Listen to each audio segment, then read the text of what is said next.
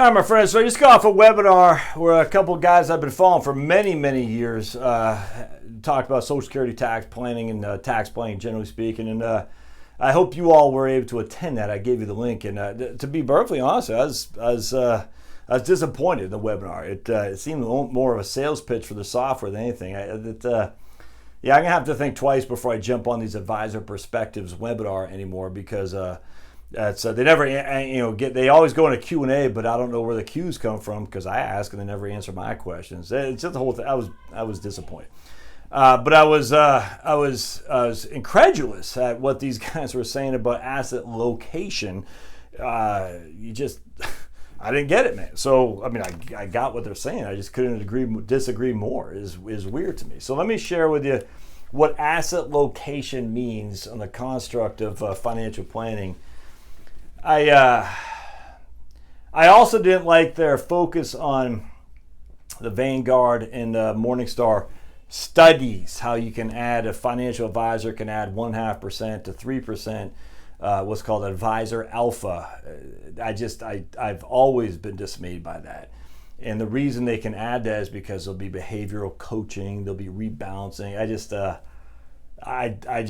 The industry, if that's their last leg in which to charge you 1% asset under management fee, because they're saying, look, if you look at the study from Vanguard, we're going to save you 3% because you are too stupid to run your own money. You'll make all those mistakes. We won't, though, and we're going to save you 3, but we're only going to charge you 1, so it's a net win to you for 2.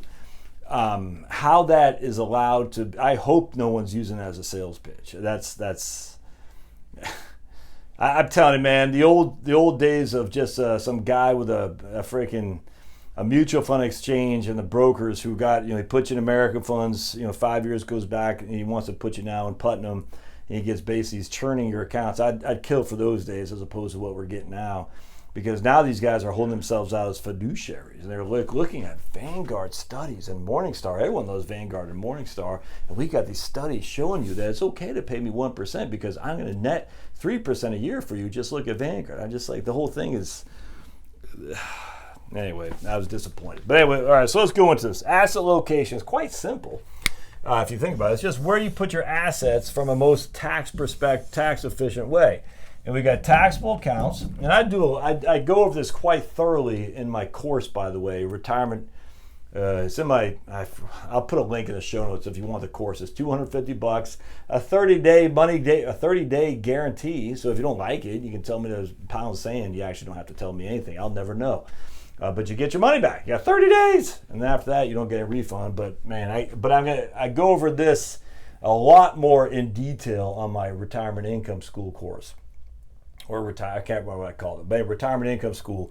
In fact, and the reason I'll put a link in the show notes is because you actually can see the video I do on just this. There's a lot more in detail what I'll do here, but you can see it for free. You don't have to even sign up for the course to watch the video on that. So you should do that for sure. We got taxable, tax deferred, all right, and then we got tax free, which would be tax free.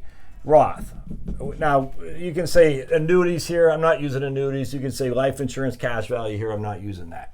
So what we want now, the first thing we have to remember is everything and always, you got to remember this, tattoo it on your forearm until 2026 when the Trump tax bill goes away, and who knows what might happen there. But for the right now, and I mean basically even under George W. Bush, Obama, Trump, so we've had 3 presidents where this reigns supreme. Ordinary income is always and forever taxed higher than QDI, qualified dividend income, or long-term capital gains.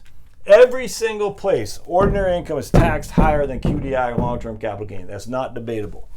And so we take a 10 to 12% ordinary income tax bracket. You pay nothing of long-term capital gains or QDI. 22 to, I guess, 33, you pay 15%, and then anything above 33, you pay 20%, with maybe a 3.8% NIIT, net investment income tax. But either way, you can see every single time, ordinary income is taxed higher than qualified dividends or long-term capital gain. Anything that comes out of here comes out as ordinary income, anything. So we always want to put bonds in here Because bonds, their interest on bonds, unless they're municipal bonds, which in my video I'll show you why I don't think you should even own municipal bonds.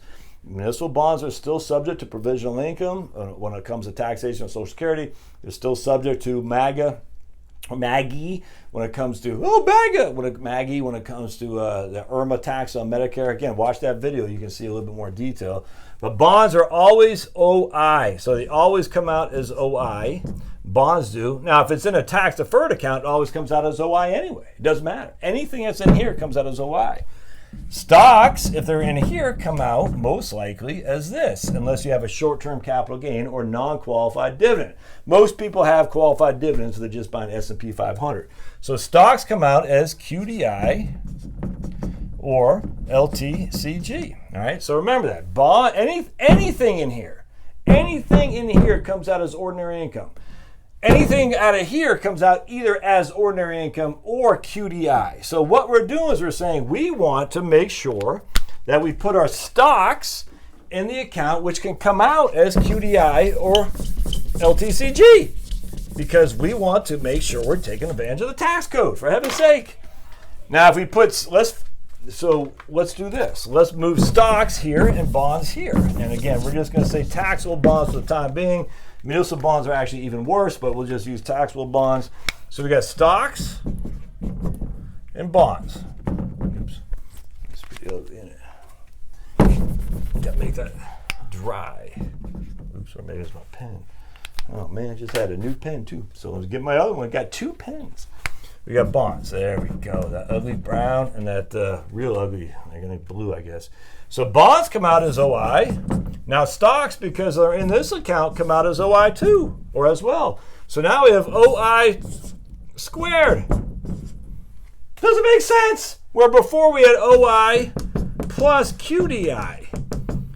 Now we got OI, or maybe OI times 2. It won't be squared, I guess, right? OI times 2. Don't do that. Why would you move a bond into a taxable account for it to come out as ordinary income, and then you exchange what was coming out as QDI, OI plus QDI, what was coming out as QDI long-term capital gain now comes out as ordinary income. That doesn't make sense. That's bad tax planning. Unfortunately, my guys were saying to do just that. Roth should always be stocks, anything like a REIT. Oh, there you go. Hey, high dividend stocks, junk bonds if you have some. But generally speaking, stocks should always be in Roth as well. The only time we want bonds would be in IRAs. Or and I use bond CDs as well.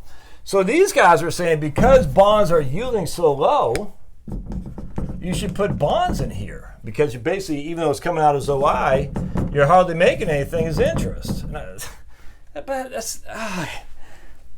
I don't get it. You still have stocks in here, and if you do that, they're going to come out as OI as well. So yes, you're not making much interest here, but the stocks are going to get taxed as ordinary income as well, and they have this thing called a lien, called the IRS.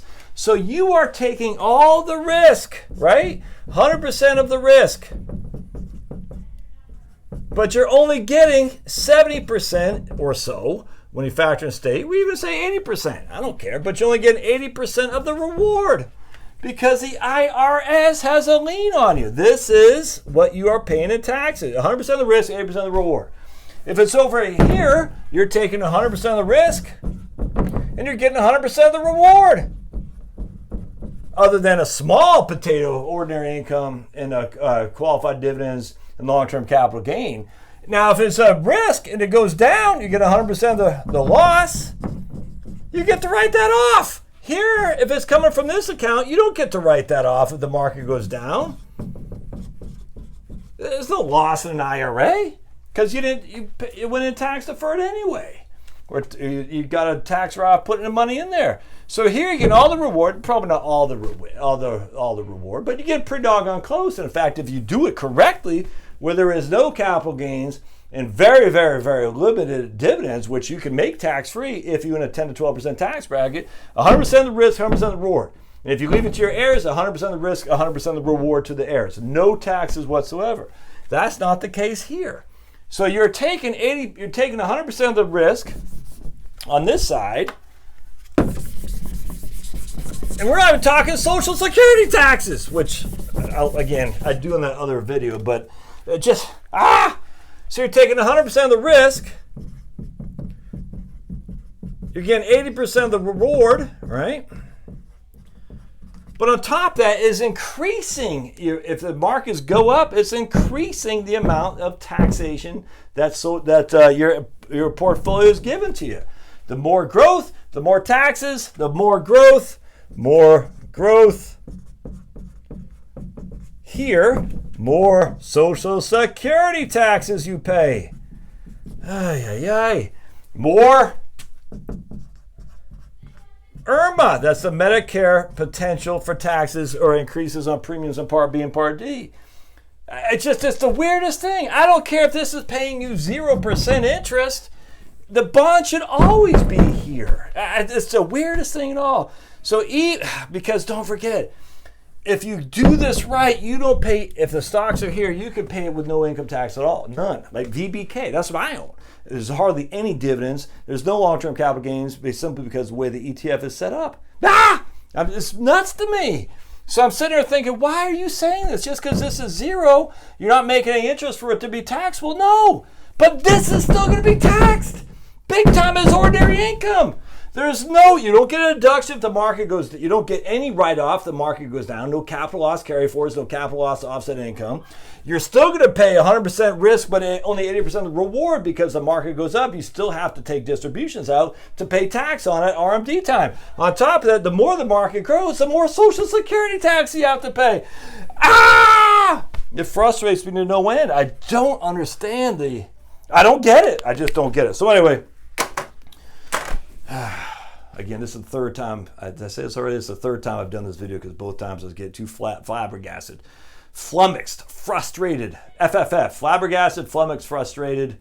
What's another F word? F word, yikes. But anyway, it's not. So I don't get it. All right, so I hope that makes sense. It probably doesn't. I just had to get off my chest. I'd love to hear your comments on this. I will put a link into my video. You don't have to sign up for the video, for the Retirement Income School, whatever, I can't remember the name. You don't even have to sign up for it. You can watch the video as one of my free videos I give on there. I got 43 videos, I think, over 7.5 hours of videos on there. I offer 4 for free. This one, an asset location, is one of the ones I offer for free. So even if you don't want to sign up, just watch the video. I get more in detail than I'm doing here. I think I use case studies and real numbers and whatnot. So watch that. All right, questions, thoughts, concerns, put them in. Thanks now.